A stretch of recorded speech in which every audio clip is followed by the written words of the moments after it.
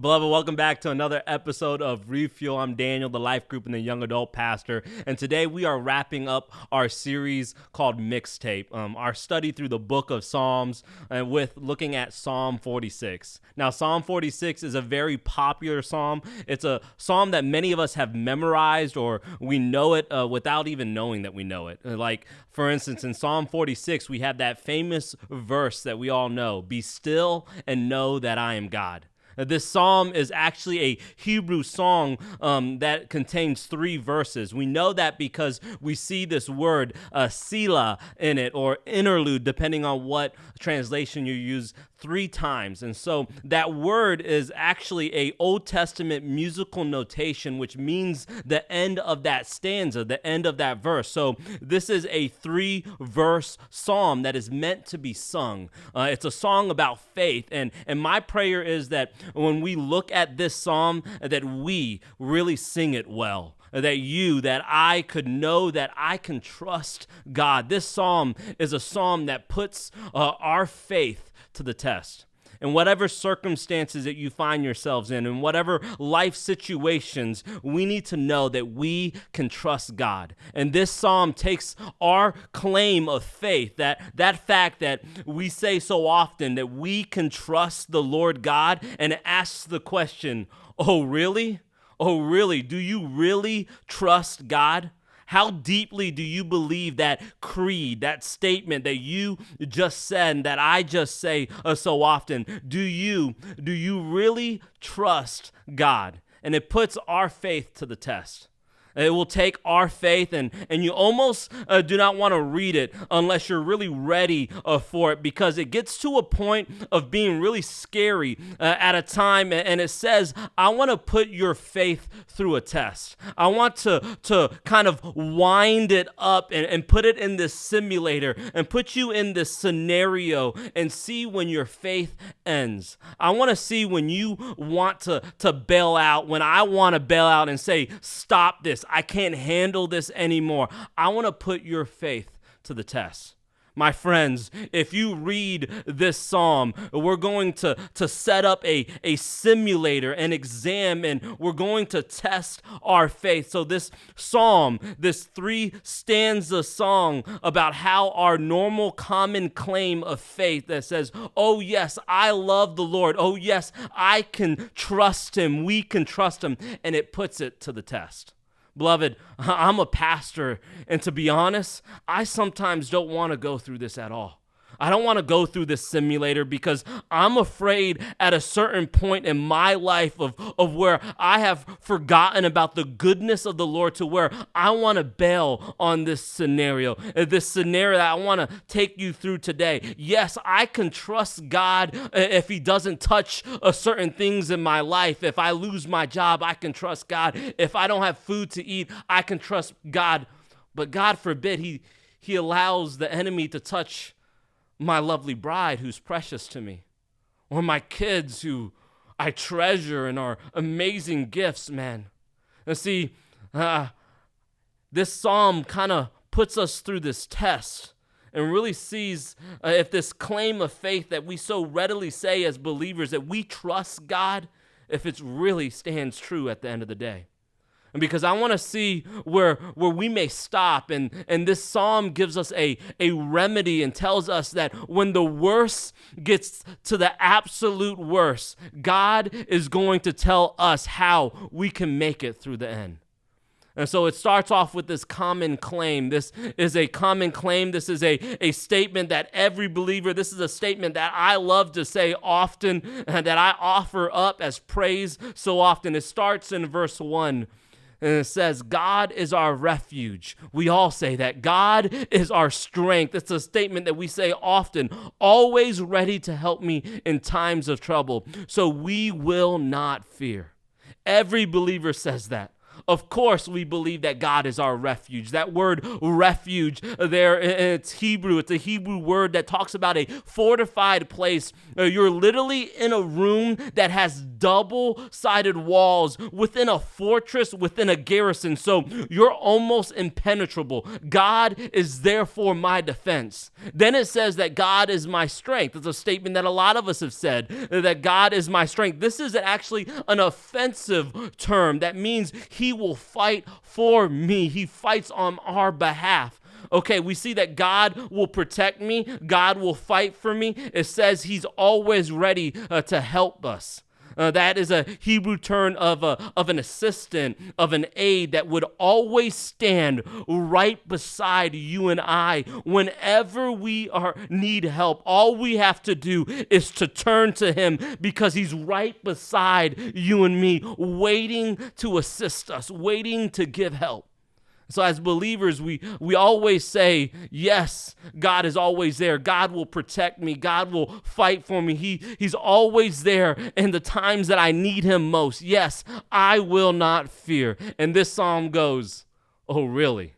Oh, really? Do you really believe that? You say that now, but I want to put you through the scariest, most frightening scenario that I can ever imagine of man. And I want to put you in the absolute worst, scariest scenario. I want you to hit rock bottom. I want the very core of you to be shaken. And I want to take every security blanket that I hold, that you hold so dearly, and I want to turn it upside down. And I want to see if that claim of faith still stands. Yes, God is all powerful. He'll protect me. He's always there. I will not fear. Really, Daniel? Really, believer?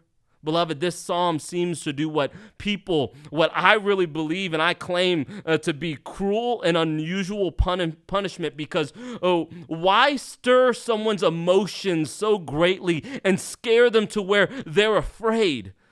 We often think that's cruel, but listen, in my life, I have found that not to be cruel. I have found that when God allows me to go through the most tough and difficult, turbulent circumstances in my life, it is for my good. It is for our good. It seems to kind of put me through this spiritual boot camp to toughen me up, because he knows what I am going to face in the future, and he protects me through it. And now, I didn't like going through those tough times. None of us like going through difficulties. But I have found, and I know and I trust that you have found, that when God puts us through those tough scenarios, calls us to rehearse and to test our faith, it is for our good.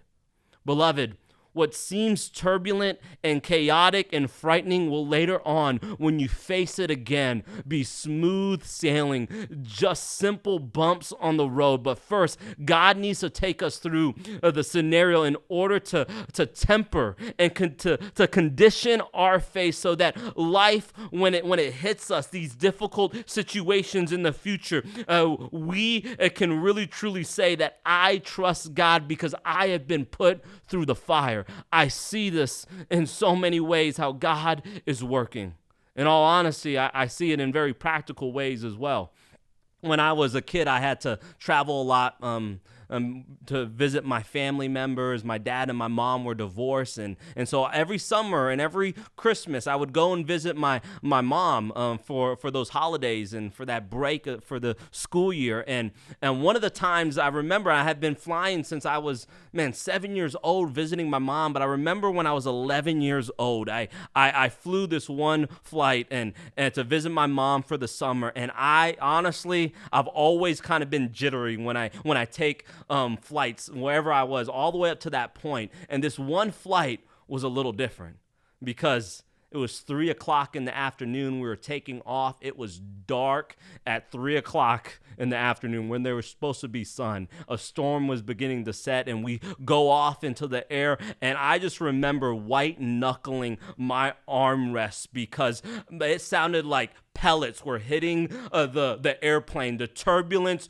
was the most ridiculous experience. Like it really shook me. And I remember looking outside my window and seeing the wings of an airplane. It looked like it was flapping like birds' wings, and I was terrified. We hit the ground at the end of it, reached our destination safely, and we all cheered because a lot of us were scared and terrified.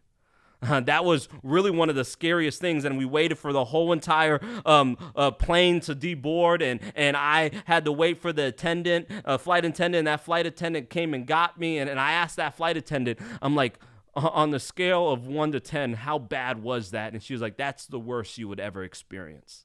That's the worst you would ever experience. And from that point forward, when I would go on airplane rides, I was no longer scared. It was smooth sailing. Even little moments where there was a little bit good amount of turbulence, I wasn't scared because I knew how much an airplane could actually take. Fast forward, and now I'm a father, and we took our kids to trips all the times. I remember the first time my little princess, Kylie Faith, rode an airplane. She was 4 years old, actually coming here to Texas to visit family, and we hit a little turbulence. And I'm sitting there playing a game on my phone, and she looks to me and she says, Daddy, it's okay, right? It's okay because you're here, and you say it's okay. And I looked at that, and that point right there is that Kylie has never gone through it. But she is feeding off my confidence. She saw me. She saw her father. And believe me, after that flight that I experienced when I was a little kid, planes can handle a whole lot more than I could ever imagine.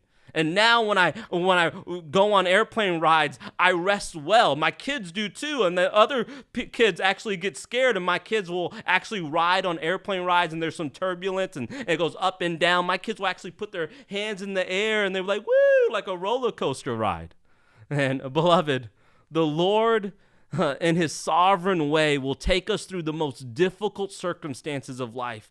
Even though it's tough at that time, it's to put us through a boot camp, to condition us quickly, because for some reason he wants us, he wants you, he wants me to tackle something. He wants us to shoulder and to take on some circumstances, and he's going to call on you. He's going to call on me. He's going to call on us, and he needs us. He needs to condition us so that our faith is stalwart, that our faith is strong. We cannot equivocate when he calls on us. Therefore, he allows us to go through tough and difficult times so that no matter what, we can answer, I trust in the Lord. So that's the context of that one verse many of us know so well. Be still and know that I am God. And with that as the backdrop, with that as our understanding, let me wrap up this mixtape with reading the entirety of Psalm 46. Because in Psalm 46, you see two threats that I feel like we as believers can relate to today. God is our refuge, beginning in verse 1, and our strength, always ready to help in times of trouble. So we will not fear. This is a statement, that our claim of faith, that we can trust God. But look, here's the natural threat. When earthquakes come and the mountains crumble into the sea, let the oceans roar and foam. Let the mountains tremble as the waters surge. This is a natural disaster. This is earthquakes happening, volcanoes going, tsunamis, hurricanes, tornadoes. This is natural threats right here. Can we relate to that today, or where we find ourselves in this pandemic?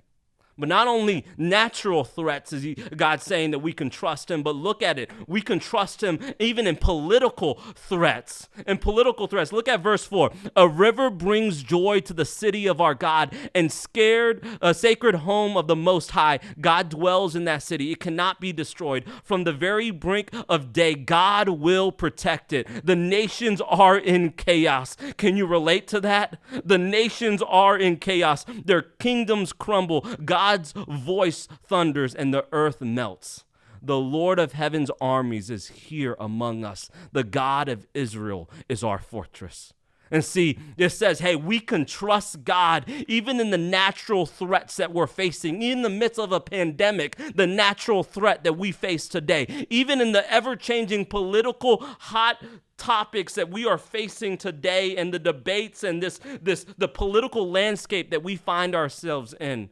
We can trust God even in political threats as well. And look what it says in verse 8. Come, see the glorious works of the Lord. See how he brings destruction upon the world. He causes wars to end throughout the earth. He breaks the bow and snaps the spear. He burns the shields with fire. And here's that verse. Be still and know that I am God. I will be honored by every nation. I will be honored throughout the world. The Lord of heaven's armies is here among us. The God of Israel is our fortress. Beloved, our God is our fortress. He is our strength. He is our fighter. In the midst of the threats that we find ourselves in, the natural threats, the political landscapes that we find ourselves in, we know that we can be still and know that he is God. Don't let the chaos that's around us allow our gaze to fall. Allow it to be fixated on your Lord, because he is there. Even in the midst of the threats, he is there and he is working and he is trustworthy. You and I can trust God. Guys, if you've been enjoying these videos, I want to ask that you like this video, maybe leave a comment and subscribe. But most importantly, hit that bell for notifications for a new refuel.